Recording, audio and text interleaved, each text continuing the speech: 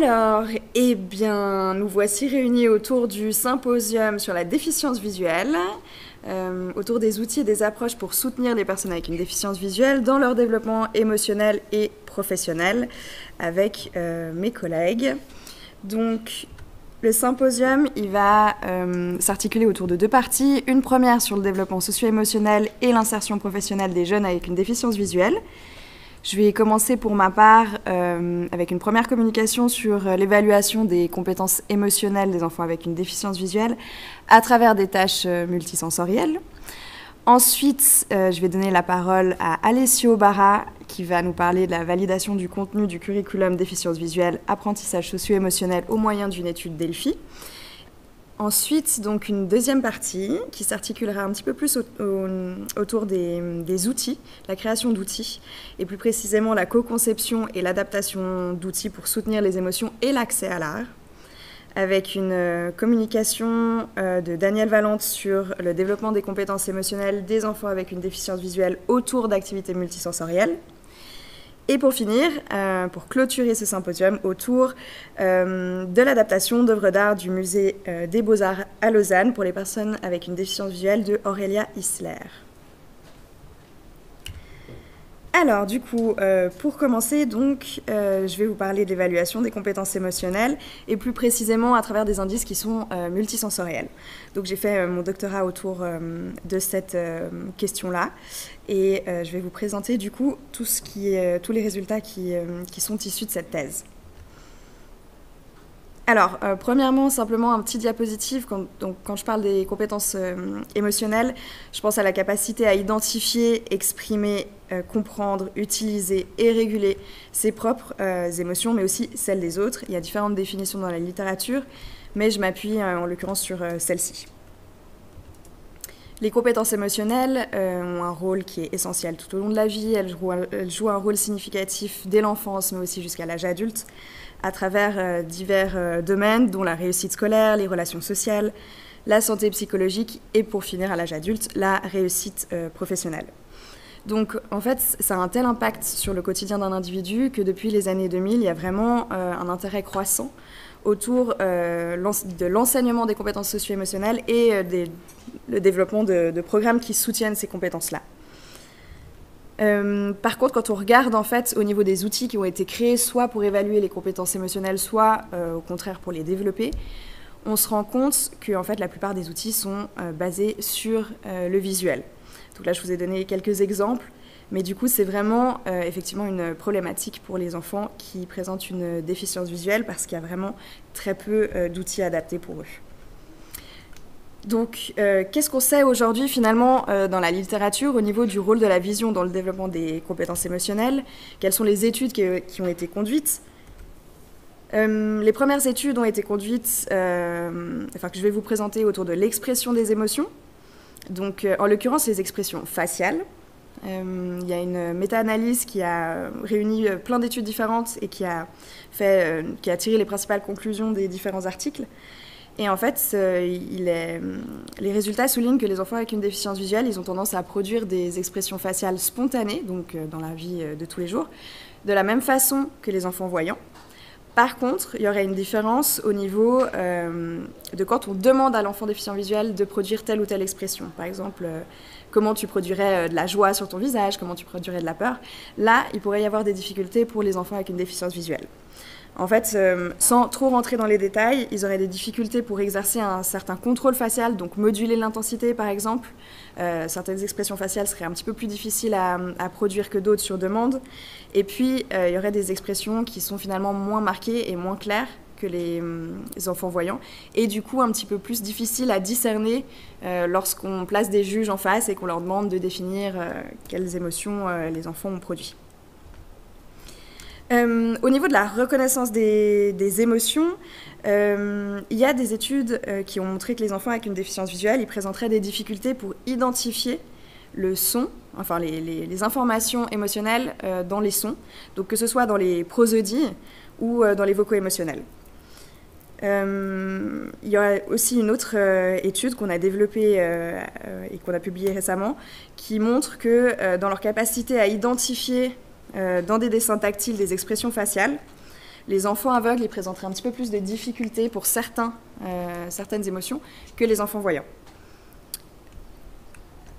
Au niveau de la compréhension des émotions, donc cette compétence émotionnelle a été principalement étudiée au niveau de la théorie de l'esprit, qui peut être vue comme une sous-composante de la compréhension des émotions, donc de comment est-ce que j'infère les états mentaux de l'autre.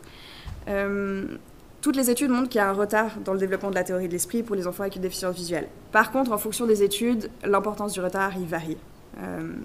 Ça dépend en l'occurrence des tâches, si elles sont bien adaptées pour les enfants avec une déficience visuelle, mais de manière générale, on retrouve quand même toujours un retard.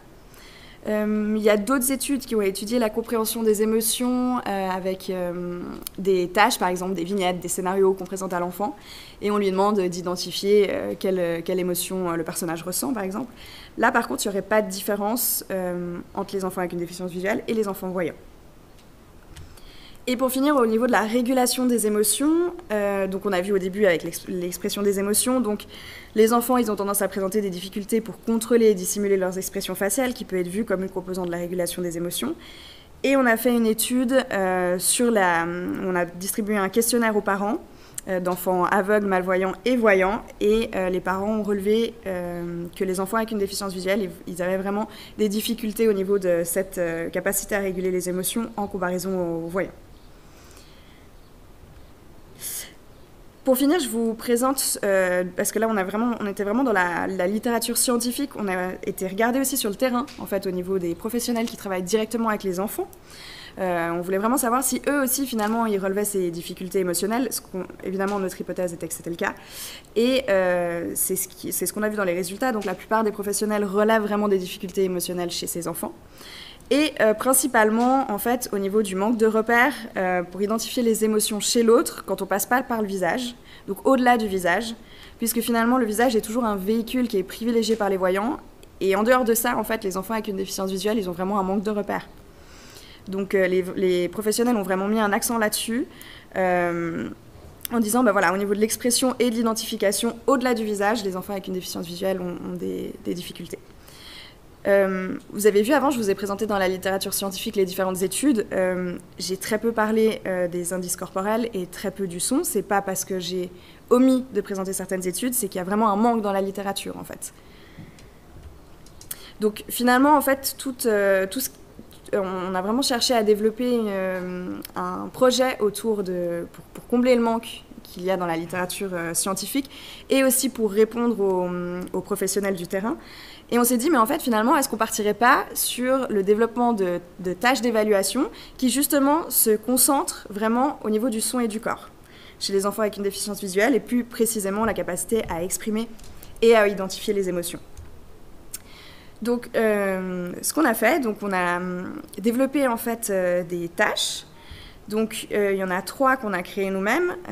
Une sur l'identification des émotions à travers les indices corporels, une autre sur l'expression des émotions à travers également les indices corporels, et ensuite une dernière on a créée autour de l'expression des émotions à travers le son. Il y a une autre qu'on a rajoutée au niveau de l'identification du son, c'est basé sur des prosodies qui sont déjà existantes d'un set GMEP. Et en fait, on les a administrées à des enfants avec une déficience visuelle et voyants âgés de 6 à 12 ans. Toutes ces tâches, elles concernaient uniquement les 6 émotions de base. Je vous ai mis un petit peu une description de chaque tâche, mais je ne vais pas aller en détail. Mais par exemple, la tâche sur l'identification d'indices corporels, c'était à travers des vignettes. En fait, on présentait à un enfant, Jade parle avec sa sœur, elle hausse la voix et sent son visage devenir tout rouge. Et on demandait simplement à l'enfant, selon lui, ce que le personnage ressentait. Il y avait une tâche sur l'expression des postures corporelles où on disait à l'enfant comment tu ferais si tu devais faire une statue qui ressent ta-da-da-da. Là, il y a une photo qu'on a mise à l'écran. Ensuite, on présentait ces photos à des juges voyants et puis on regardait s'ils arrivaient à les reconnaître. Identification des prosodies, on leur faisait écouter les prosodies puis on leur demandait l'émotion exprimée. Et puis, la tâche sur l'expression des prosodies, on a inventé un nom-mot et on demandait aux enfants d'exprimer ce nom-mot. On les enregistrait. Et on présentait aussi à des juges pour qu'ils définissent en fait l'émotion exprimée. Je sais plus, mais ça, je crois que c'est moi qui ai fait. Lassima Toba. Voilà. Je me suis donné beaucoup de peine pour faire ce vocal. Du coup, voilà, en fait, on avait plein de vocaux et on avait une grande base et puis on présentait ça aux juges dans un deuxième temps. Au niveau des résultats, qu'est-ce qu'on a trouvé? Au niveau de la tâche avec les vignettes, sur l'identification d'indices corporels, il n'y avait pas de différence entre les deux groupes. Par contre, au niveau de l'expression des postures corporelles, donc vous vous rappelez les photos, les enfants voyants en fait exprimaient mieux les émotions à travers le corps que par les enfants avec une déficience visuelle. En fait, les juges, ils arrivaient mieux à deviner l'émotion présentée sur les photos quand c'était des photos d'enfants voyants. Et puis, l'identification des prosodies, pas non plus de différence entre les deux groupes. Par contre, sur la tâche d'expression des prosodies, là, les enfants avec une déficience visuelle exprimaient mieux les émotions par la voix, c'est-à-dire, encore une fois, les juges, quand ils écoutaient des prosodies, ils les reconnaissaient mieux si c'était des enfants avec une déficience visuelle qui les exprimaient que des voyants. Donc là, en fait, vous voyez, finalement, c'est dans les tâches d'expression, il y a vraiment cette différence entre les statuts visuels des deux enfants qui ressortent. Au niveau de l'identification, on n'a pas trouvé de différence. On s'est dit, bon, bah, c'est génial ces résultats, mais c'est vrai que la tâche sur l'expression des prosodies, c'est un résultat qui est hyper intéressant finalement, de se dire que les enfants avec une déficience visuelle, il y a quelque chose qui se passe au niveau de l'expression des prosodies. Et du coup, on s'est dit, mais ce serait très intéressant d'approfondir ces résultats. Et c'est ce qu'on a fait avec une deuxième étude, où en fait, on a utilisé exactement les mêmes données des enfants, sauf qu'on a ajouté en plus une analyse des paramètres acoustiques produite sur les prosodies produites par les enfants. Donc c'est tout un programme en fait qui extrait certains paramètres acoustiques, qui les analyse et regarde s'il y a une différence entre les deux groupes d'enfants. Donc par exemple, je ne vous ai pas mis tous les paramètres acoustiques, c'est quand même un langage qui est très spécifique et moi ça a été un apprentissage vraiment que j'ai dû faire là-dedans. Mais par exemple, on a analysé l'intensité, donc à quel point les prosodies étaient exprimées de façon forte, ou par exemple la durée des prosodies, il y avait différents paramètres. Les résultats, en fait, ils ont montré qu'il y avait vraiment une différence au niveau des paramètres acoustiques dans les voix. Donc, c'est-à-dire que les enfants avec une déficience visuelle, ils produisaient des prosodies en modulant leur voix d'une façon différente que celle des enfants voyants. Ça a été sur plusieurs paramètres acoustiques. En fait, ils produisaient des prosodies qui étaient plus fortes, avec plus de variations dans la voix, avec un profil spectral différent. Je vous ai mis un exemple visuel. Si vous voyez à gauche, vous voyez vraiment l'amplitude du spectre, elle est vraiment beaucoup plus étendue que celle d'un enfant voyant. Et puis, les durées des prosodies étaient beaucoup plus longues chez les enfants avec une déficience visuelle. Donc c'est des résultats finalement qui sont hyper intéressants parce qu'on se rend compte que vraiment les enfants avec une déficience visuelle, ils mettent une importance pour moduler les paramètres vocaux en exprimant les émotions. Alors du coup, qu'est-ce qu'il y a à retenir de tout ce que je vous ai montré aujourd'hui? Finalement, on s'est rendu compte que l'expression des... Je reviens un petit peu en arrière, mais l'expression des postures corporelles, quand on a vu que les enfants avec une déficience visuelle, ils présentaient des difficultés, eh bien on peut se dire que en fait, finalement, c'est un peu comme de la même façon que les expressions faciales, que quand on doit produire sur demande, quand un enfant avec une déficience visuelle doit produire sur demande des émotions, que ce soit faciales ou corporelles, il semblerait que quand même ils soient mis en difficulté parce qu'ils n'ont pas ce feedback visuel en fait. Ils n'arrivent pas à accéder à une représentation visuelle de je vois tel ou tel exprimé de cette façon et du coup, moi j'ai besoin de ces informations pour les reproduire. Au niveau de l'expression des prosodies, il semblerait qu'il y a quelque chose d'inverse qui se produit, comme un petit peu une stratégie compensatoire finalement, en disant étant donné que ces enfants n'ont pas accès aux informations visuelles, ou peu accès, ça dépend, le profil visuel, eh bien, ils utilisent finalement les indices vocaux de façon accentuée, et ils exagèrent ceci, dont le fait de les exprimer de façon plus forte dans la voix, pour vraiment rendre le message émotionnel de façon plus audible pour les interlocuteurs. Donc c'est vraiment les résultats principaux qu'on peut retenir de tout ça. On avait vu qu'avec l'identification, il n'y avait pas de différence. Par contre, je tiens vraiment à préciser, ce sera mon mot de fin sur cette présentation, c'est toujours dans un contexte qui est très cadré, donc il faut faire attention à ne pas tirer non plus des conclusions qui sont trop profondes, on va dire, dans le quotidien. Ça ne veut pas dire que la communication des enfants avec une déficience visuelle, elle est plus claire en contexte réel. Parfois, ça peut être compliqué en fonction des normes sociales. Si un enfant avec une déficience visuelle, il a tendance à exprimer de façon plus forte les choses, des fois, ça peut ne pas être adapté. Okay, donc là, c'est vraiment à garder en tête, c'est toujours dans un contexte de recherche. Et bien voilà, pour moi, c'est tout. Merci. Ok, ben bonjour, bienvenue à cette présentation qui a pour titre Validation du contenu curriculum déficience visuelle, apprentissage socio-émotionnel au moyen d'une étude Delphi. Merci Lola de m'avoir invité. Et voilà, je vais vous présenter rapidement cette étude. J'ai structuré la présentation comme il suit, un bref cadre théorique, puis le schéma de la thèse de doctorat pour s'orienter, vu qu'elle fait partie de la thèse de doctorat. Ensuite, la présentation de l'étude elle-même. Et puis après, une conclusion pour terminer la présentation. Je vais aller direct à l'introduction. Pour le cadre théorique déficience visuelle, j'ai mis tout simplement la définition de l'OMS, qu'il s'agit d'une perte, d'une altération des structures anatomiques ou des fonctions liées au système visuel. Ça, c'est une partie. Ce qui est plus intéressant à mon sens, c'est un point dont on a discuté avant, c'est la perspective interactionniste sur le handicap, c'est-à-dire que le handicap émergerait de l'interaction de la personne qui a une déficience avec son environnement. Et dans la littérature, on trouve ce modèle de Colin Brander, qui est un ophtalmologue, qui présente, à mon sens, très bien cet aspect en se basant sur le modèle de l'OMS, où d'un côté vous avez l'organe avec ses structures et ses fonctions, avec l'acuité, le champ et ainsi de suite. Et de l'autre côté, vous avez la personne avec sa vision fonctionnelle, donc la capacité à utiliser la vision dans des activités, et sa qualité de vie qui est la conséquence de l'interaction avec un certain contexte. C'est pas très différent du modèle de la CIF, par exemple, hein, du classement international sur le fonctionnement et le handicap.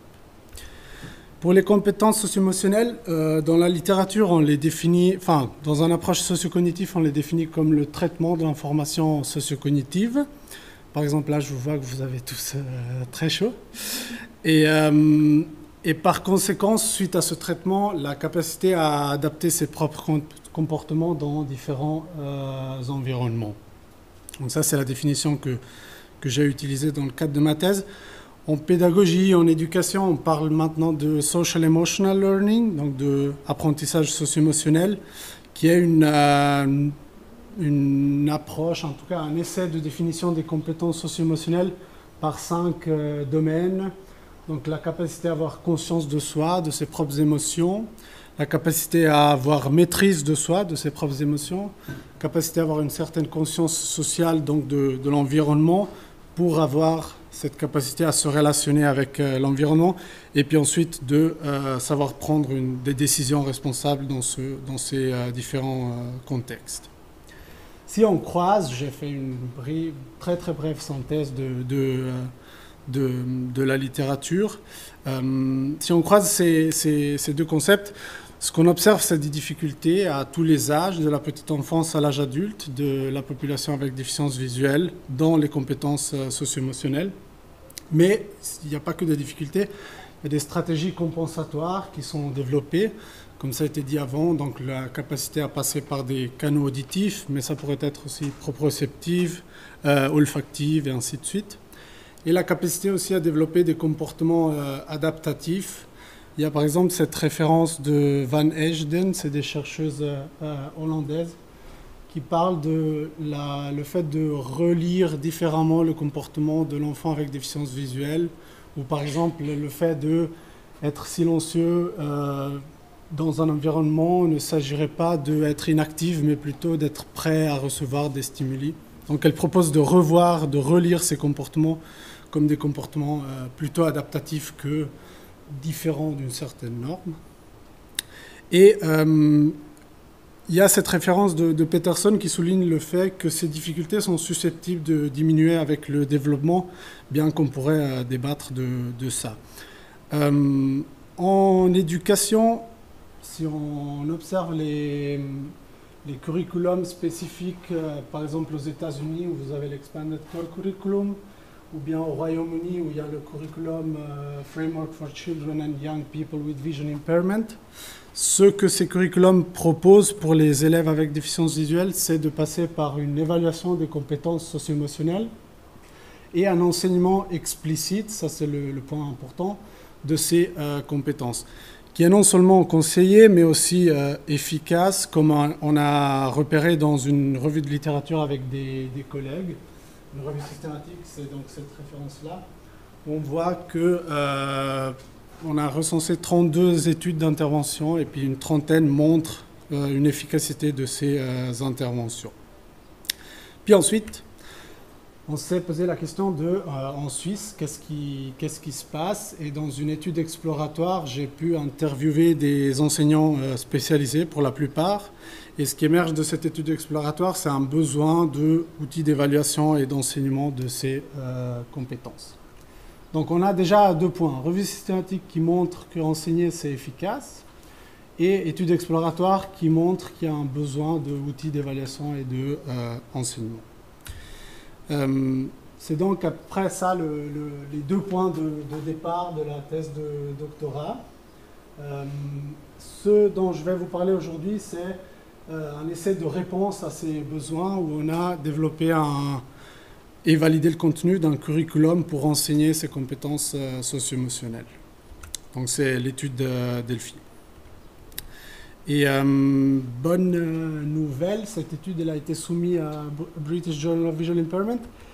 Elle a été acceptée, elle sera donc bientôt disponible en libre accès.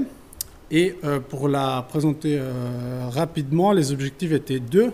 Donc développer d'abord le curriculum, puis valider son contenu.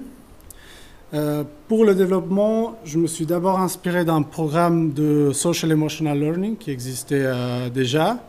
Ensuite, j'ai créé le curriculum moi-même suite à toute la lecture de la thèse. Il a été révisé d'abord avec une enseignante spécialisée du Centre pédagogique pour élèves handicapés de la vue de Lausanne. Et puis, on a testé avec elle 4 leçons auprès d'un groupe de jeunes adolescents au sein du CPHV. Il est structuré comme il suit. Il y a une introduction théorique au sujet.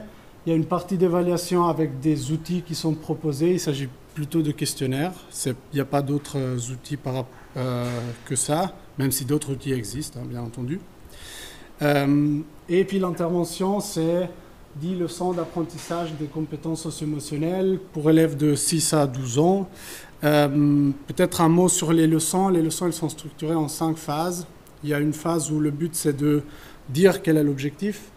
Donc, par exemple, ça pourrait être se présenter à autrui, exprimer ses propres émotions, dire qu'il y a quelque chose qui ne va pas. J'essaie de me souvenir des leçons.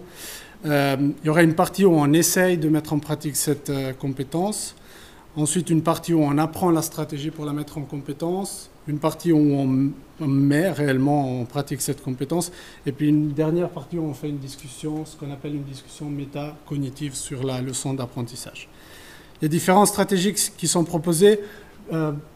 Concrètement, les leçons, elles se basent tous sur des jeux de rôle. Hein. C'est ça la principale stratégie d'enseignement. Et pour les stratégies d'apprentissage, c'est toujours une médiation auditive qui est proposée, plus ou moins. Pour l'étude lui-même, donc il y a la partie de développement du curriculum. Ensuite, il a été présenté à un groupe d'experts. Puis ensuite, je l'ai modifié et amélioré avec le retour du groupe d'experts. Et il y a eu un deuxième round auprès du groupe d'experts. Donc on passe là plutôt à la recherche vraie et propre de validation du contenu.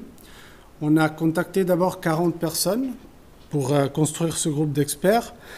On avait 5 critères et puis la présence de 3 était suffisante pour faire partie du groupe d'experts. Donc c'était de l'expérience en déficience visuelle, de l'expérience de recherche en déficience visuelle, un minimum un bachelor en pédagogie ou similaire, de l'expérience dans l'enseignement des compétences socio-émotionnelles et puis la connaissance de la langue française. Et au final, on a obtenu un groupe de 15 experts. Et comme vous voyez du tableau, il s'agit pour la plupart de femmes, ça c'est tout en haut, qui travaillent comme enseignantes spécialisées et qui ont moins de 10 ans d'expérience. Et puis, aussi intéressant, il y avait 2 participants dans le groupe d'experts qui avaient une déficience visuelle. Et pour leur permettre de donner un feedback, en fait, Ils pouvaient commenter le curriculum et puis proposer des améliorations. Et puis à côté, il y avait un questionnaire avec 14 questions à remplir, où ils pouvaient dire s'ils étaient en accord ou en désaccord avec certaines parties du curriculum. Et le consensus était fixé à 4 points sur 5 dans le... Et on a fait, voilà, on a fait des statistiques descriptives en comparant les moyennes et les écarts types. Là, vous voyez la liste de questions. Pour vous donner un exemple, c'est, par exemple, est-ce que la section 1, introduction, introduit le thème et le reste du curriculum, le reste du contenu? Ou bien, je peux vous donner un autre exemple. L'item 9, c'était, est-ce que l'exemple de leçon du plan de leçon est clair ou pas? Et puis, les groupes d'experts pouvaient s'exprimer là-dessus. Ce qu'on a observé, c'est qu'il y a eu un taux de réponse de 100%, ce qui est une donnée en soi intéressante, c'est-à-dire que les participants, les experts ont joué le jeu et puis ils étaient motivés à participer. Tous les items étaient supérieurs au consensus dès le début, ce qui est aussi une donnée en soi intéressante. Et puis le consensus a été dépassé aux 2 tours. Comme vous voyez là, il y a une moyenne de 4,58 au premier tour et puis elle a augmenté légèrement au deuxième tour. Je vais après discuter aussi de ces résultats. Il y a à noter une baisse dans 2 items. Donc le premier, c'était la partie introduction, introduit la thématique et la suite du contenu. Là, il y a eu une baisse.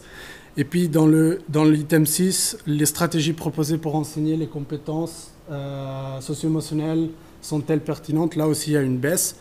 L'explication que je me suis donnée, c'est que peut-être en tant qu'enseignant, quand on reçoit un contenu, la première fois, on se dit qu'il est très intéressant et j'ai tendance à l'évaluer très haut. La deuxième fois, j'ai un regard beaucoup plus critique. Et même chose pour les stratégies. Quand je vois des nouvelles stratégies à mettre en pratique, je peux être très enthousiaste. Et la deuxième fois, en fait, les enseignants qui ont évalué le contenu pourraient se dire « mais en fait, c'est des choses que déjà je mets un peu en pratique ». Et donc, ils peuvent avoir un regard beaucoup plus critique. Pour ce qui est de la conclusion, les résultats suggèrent une approbation globale du contenu du curriculum déficience visuelle et apprentissage socio-émotionnel. Il y a tout de même des limites qui sont à relever.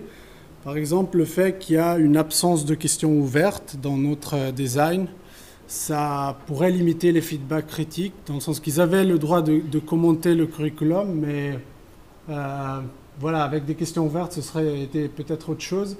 Et même chose avec un focus group, en fait, ce que je me suis dit, si on avait mis le groupe d'experts tous ensemble dans un lieu et on leur avait proposé de discuter du contenu, imaginez que s'il y en a un qui commence à être un peu critique, les autres peuvent se sentir beaucoup plus légitimes et ça aurait pu augmenter peut-être ça aurait pu améliorer un peu ce retour critique vis-à-vis du curriculum, qui n'aurait pas fait mal, disons. Les implications pratiques, c'est pour l'évaluation, l'usage d'un outil qu'on a utilisé dans une autre étude, c'est le SSIS-SEL, combiné à des outils spécifiques à la déficience visuelle. Pour l'intervention, l'implication pratique, c'est l'usage du curriculum, en tout cas c'est le souhait, et d'autres activités issues de la littérature scientifique aussi, pourquoi pas, mais aussi le fait d'adapter du matériel existant. En tout cas, c'est ce que j'ai vu dans les visites que j'ai faites aux différentes institutions en Suisse pour déficience visuelle. Et les directions futures pourraient être une validation du curriculum par des études à cas unique, ça pourrait être intéressant.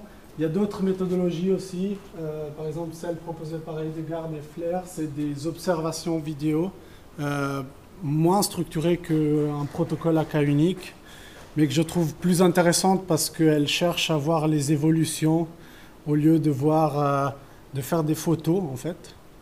Comme c'est l'étude à cas unique où on fait des photos à chaque fois, ils regardent dans la vidéo comment les choses évoluent et c'est une méthode plus qualitative, mais à mon sens aussi peut-être plus intéressante. Et voilà, le curriculum il est accessible. Puis j'ai ici beaucoup trop de copies par rapport aux participants. Mais je vous les offre volontiers si vous voulez les exporter en Belgique. Je me permets. Ouais, ouais. Et voilà, merci pour votre attention. Puis si vous avez des questions, si vous avez... Ici, il y a plein de littérature dans toute la bibliographie. Et ouais, voilà. Bon, bonjour à toutes et à tous. Donc, moi, je suis Danielle Valente. Donc, je suis directrice de la thèse de Lola Chéna. Et donc, je vais vous parler d'une autre dimension de ce même projet. Donc, le projet Émotiscence, qui est plutôt sur le développement d'un outil pour développer les compétences émotionnelles avec des activités multisensorielles. Alors, du coup, cette autre dimension, c'est donc le deuxième objectif du projet. Donc, c'est un projet financé par l'FNS, que je coporte avec mon collègue Édouard Janta. Nous avons un partenaire éditorial dans ce projet. C'est la maison d'édition des livres tactiles adaptés Mes Mains Nord. Et aussi un partenaire scientifique, l'Université Lumière Lyon 2. Donc on a ces deux objectifs. Le premier objectif que Lola vous a très bien présenté, c'est celui de comprendre comment la déficience visuelle affecte les compétences émotionnelles. Et ce deuxième objectif que je vais vous présenter là maintenant, qui c'est cet objectif de créer un outil pédagogique, donc un programme pédagogique pour soutenir l'apprentissage des émotions avec des activités multisensorielles. Donc, comme Lola vous a aussi présenté, voici la grosse problématique de cette partie plus création d'outils. Les outils, donc il y a aujourd'hui beaucoup de programmes qui existent pour... on parle d'entraînement des émotions, par exemple, dans les écoles. Et beaucoup aussi des livres qui existent dans le commerce, de films. Mais tout ça est très visuel. Et même les ressources pour tester les compétences émotionnelles, comme Lola vous a montré, mais je vais vous montrer par exemple le dernier projet, un projet récent qui s'appelle Emotimat pour les classes primaires. Là, vous voyez bien, on utilise quelque chose de très visuel. Qu'est-ce que le monsieur il ressent quand il a vu le vase qui se casse, voilà. Il y a toujours cette notion très tournée vers le visage. Donc, cela constitue un défi éducatif majeur pour les enfants en situation de handicap visuel. Et la question est, voilà, comment on peut mettre en place, quelles stratégies compensatoires on peut utiliser pour soutenir cet apprentissage des émotions. Alors, pour mieux comprendre, donc, dans cette partie-là, cet objectif-là, il s'est déployé en 4 ans. La première année, on a vraiment travaillé avec les professionnels. Et on avait déjà commencé à travailler en 2018, donc et on a fait plusieurs workshops, plusieurs études. J'avais commencé à Lyon 2, parce que je suis aussi maître de conférence à l'Université Lyon 2, donc j'avais entamé ce travail en 2018. Et donc, on a fait cette enquête, qui Lola vous a présenté les résultats, avec 106 professionnels. On vous a demandé, est-ce que les enfants déficients visuels qui vous travaillez présentent des difficultés émotionnelles ? Et puis 92%, comme Lola vous a dit, on dit oui. Et en fait, on a pu aussi faire plusieurs groupes de travail, des workshops. Moi, j'utilise une méthodologie qui s'appelle la méthodologie des design participatifs. Donc, on a vraiment ce travail qui va sortir vraiment d'un terrain, de la problématique des professionnels. Donc, ils ont raconté, par exemple, l'histoire de Thomas, qui ressentait une émotion, qui avait 6 ans, aveugle, mais ne pouvait pas la nommer. Il n'a montré aucune expression sur son visage. Ou Lisa, par exemple, 9 ans, qui a demandé comment les autres peuvent savoir que je suis triste. Donc voilà, quelque chose qui vraiment est plutôt... Donc on a petit à petit défini l'objectif de ces programmes et on a vu qu'il avait une problématique à travailler, que c'était celle de comment moi j'exprime mon émotion avec avec le visage aussi, mais avec les autres sens, et comment l'autre... Il va identifier mon émotion et comment moi, je peux identifier l'émotion de l'autre. Tout a été aussi dans cet aspect très perceptif, entre justement cette compétence qui est celle d'identifier et la compétence exprimée. alors là, je vous ai parlé vraiment des recueils qu'on a fait auprès des professionnels qui vont du coup raisonner sur les différentes études. Alors, on n'a pas une masse d'études, hein, il n'y a pas très peu qui existent aujourd'hui. Mais là, pour synthétiser un petit peu ce qui vous a dit Olala aussi, on sait que la déficience visuelle peut amener à des difficultés spécifiques dans certaines dimensions des compétences émotionnelles. Donc, on a parlé le dessin tactile. Donc, il a cette idée dans l'identification des dessins tactiles qui peut être liée au fait justement ils ne vont pas avoir cette représentation de l'apparence du visage. Ils peuvent avoir aussi des difficultés avec le son des émotions. Alors, Lola vous a parlé de ça aussi, moins de variété et contrôle dans ce qui concerne l'expression faciale. Ils peuvent compenser, donc avec cette dernière étude qu'on a presque publiée, il y a une compensation qui peut se faire au niveau de l'expressivité vocale. Des problématiques de régulation émotionnelle qui, du coup, en creusant un petit peu les résultats, on a vu qu'il y avait un lien justement avec cette idée de qu'est-ce qui représente l'autre, qu'est-ce qui exprime l'autre pour que je m'adapte à un contexte. Donc, il a toujours ces liens avec l'absence ou les peu d'indices d'accès aux indices visuels. Donc, voilà, comme je vous ai dit, il a eu cette phase 1, l'analyse des besoins. Je vous ai déjà présenté un petit peu les résultats. Il a eu ensuite une phase 2, de conception du programme. Donc, phase 2 aussi est très participative parce que là, c'est une méthode que j'ai déjà mis en place pour créer d'autres outils multisensoriels. L'idée, c'est qu'on y va avec un objectif. Je vous ai dit quel était l'objectif. C'était créer un programme pour identifier et exprimer les émotions. Mais j'avais pas très peu d'idées matérielles de ce que j'allais faire. Et c'est voulu. Parce que moi, je veux vraiment avancer en observant ce que les enfants, ils font pour justement faire une démarche de design participative dans laquelle les enfants ils vont être informateurs dans le processus. Ils ne vont pas être simplement testeurs. Parce que si on arrive avec quelque chose d'assez déjà fait, surtout quand on est avec des matériels qui sont assez chers à produire, normalement on arrive là et puis on voit que ça ne marche pas et on a dit bon bah c'est trop tard, j'ai déjà entamé beaucoup d'argent, on va faire comme ça quand même, de cette façon-là quand même.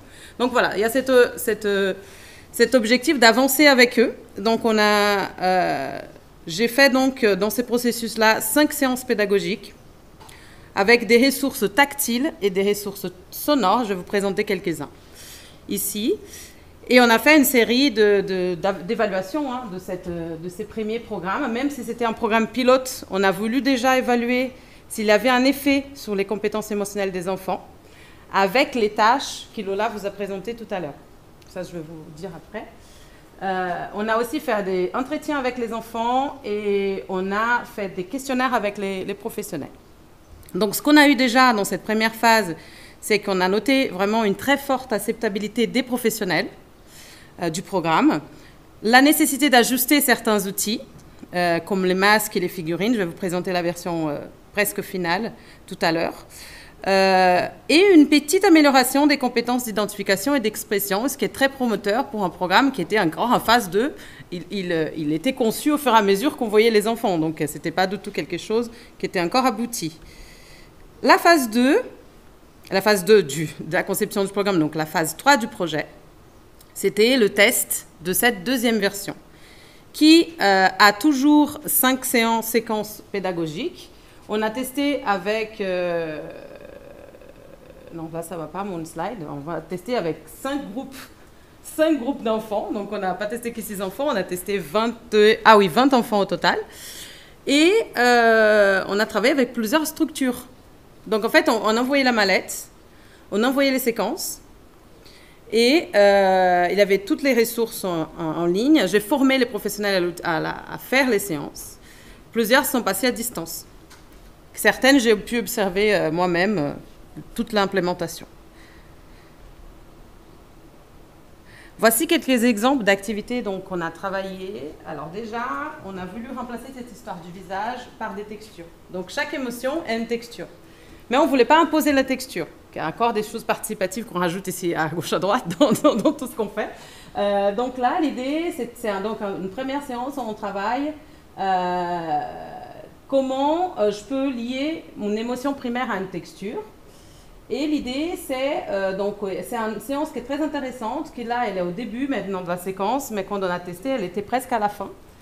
Mais on a trouvé que c'était dommage parce que c'était dans cette séance-là où les enfants vraiment, ils disaient beaucoup de choses. Il y avait cette idée de vraiment, c'est moi qui choisis. Et après, on choisit un groupe. C'était très intéressant. Donc cette séance est devenue la première séance. Et l'objectif, c'est vraiment parler des émotions, chaque émotion de base, qu'est-ce qu'elle est, et développer un vocabulaire sensoriel. Alors pour choisir les émotions, les textures, on avait 3. En fait, on avait, donc ça c'est la mallette finale, hein. Donc on avait par exemple, pour la joie, 3 possibilités de texture, et chaque enfant, donc il y a 6 de ça dans la mallette, donc chaque enfant trie d'abord la première, la deuxième, la troisième qu'il préfère.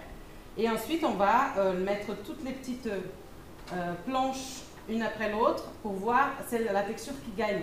Donc, ce qui fait que chacun dit individuellement ce qu'il préfère. Ensuite, on voit un peu au sein du groupe la texture préférée. Ensuite, on va faire plusieurs jeux avec cette idée des textures qui sont à l'intérieur d'un sac. Donc, je vais vous faire un petit jeu maintenant. Donc, vous avez vos petits sacs. Là, en fait, c'est une séance où on va travailler, j'identifie et j'exprime les émotions avec le son de la voix. Donc, on a toute une base de données qu'on a construite pour le projet, dans lesquelles je vais vous faire jouer des prosodies. Le prosodie, Lola vous a donné un exemple, et votre travail, ça va être de sortir la bonne texture correspondant à l'émotion de cette prosodie. Alors là, vous pouvez mettre votre main à l'intérieur. Déjà, on va identifier les émotions. Donc, vous avez, par exemple, une texture toute douce. Là, qui, en fait, voilà, visuellement, c'est cette texture-là, mais ça va servir à rien, parce que là, c'est tactilement que je vous demande. Donc, sortez la texture qui est toute douce dans votre sac. On s'entraîne là, pour l'instant. Oui, on le sortir, juste pour ça. Oui, alors, toutes les ronds, ils ont du scratch, mais ce n'est pas cette texture qu'il faut toucher, c'est la texture de l'autre côté. Voilà. Alors, donc sortez la texture toute douce. Elle a compris. Hein. Oui. On doit la sortir du Oui, allez. Ah, okay. Voilà, donc ça c'est la joie. D'accord? On est tous d'accord, c'est la joie. Ensuite, une texture qui pique, qui pointe un peu, il y a un pic comme ça dans les doigts. C'est pas celle qui râpe, c'est celle qui pique. Vos doigts. Ouais, il y a un pic. Voilà, ça c'est la peur. D'accord? Là, je ne vous fais pas choisir, hein. Je vous impose, on est d'accord? Ok, d'accord, c'est pas les jeux d'avant, c'est vraiment, je vous ai imposé là, pour aller vite. Et là, je demande maintenant celle qui rappe. Donc ça, c'est la colère, d'accord? Et la dernière, donc, c'est une texture un peu lisse. Voilà, ça, c'est la tristesse. D'accord? Alors, ok, Alessio, qu'est-ce qui se passe? Ah, d'accord, oui. Ah, mais c'est parce que tu travailles avec les mauvais côtés du sac. Ouais, désolé, on t'a distrait, ouais. C'est de l'autre côté. Alors, justement, ça me permet d'expliquer que le fond du sac, c'est pour qu'on puisse enlever les matériels, le professionnel puisse enlever pendant que l'enfant travaille. Si jamais, par exemple, on dit, il n'a pas trouvé telle texture, on va... Et ça permet à des enfants voyants et des enfants aveugles de jouer ensemble. Voilà.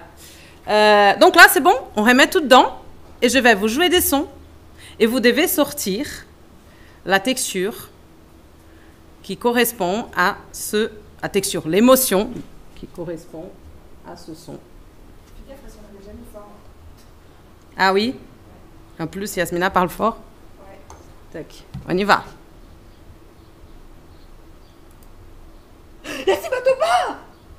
Ça a mal joué, attendez.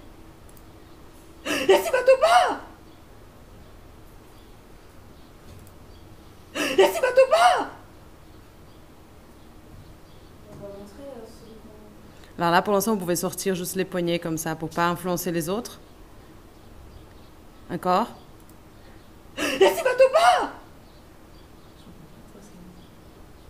Allons-y, on ouvre.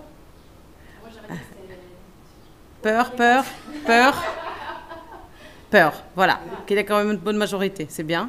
Alors du coup, là, je vais vous faire un jeu, mais bien sûr, on ne commence pas comme ça avec les enfants. On a tout un travail de travailler sur les traits acoustiques de chaque son, donc là, tout un travail pédagogique. Là, c'est un petit jeu que je fais pour que vous vous rendiez compte des différentes modalités qu'on travaille. Donc là, check. Alors là, il va me réjouir.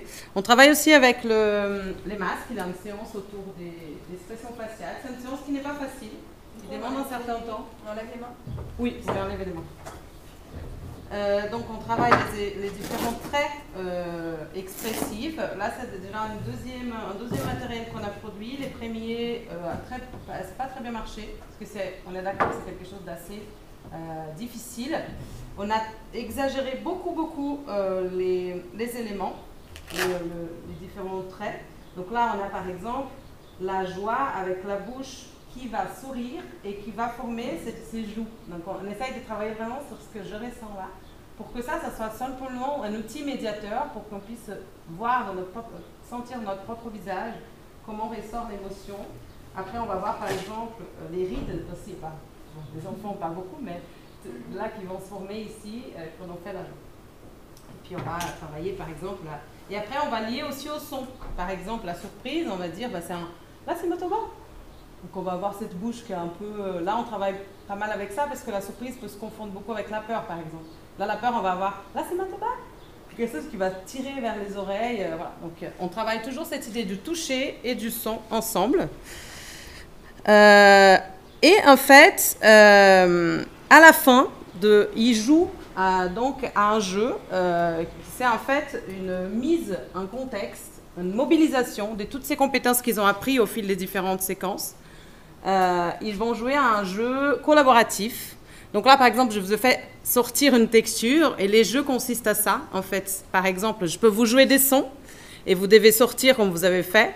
Et si vous sortez la bonne texture, vous avancez dans le tapis de jeu. Sinon, si vous sortez la mauvaise texture, imaginons, je ne sais pas, par exemple, Lola, elle a sorti la tristesse alors que c'était la peur. C'est les jeux qui avancent dans les tapis de jeu. Le tapis de jeu, il est comme ça.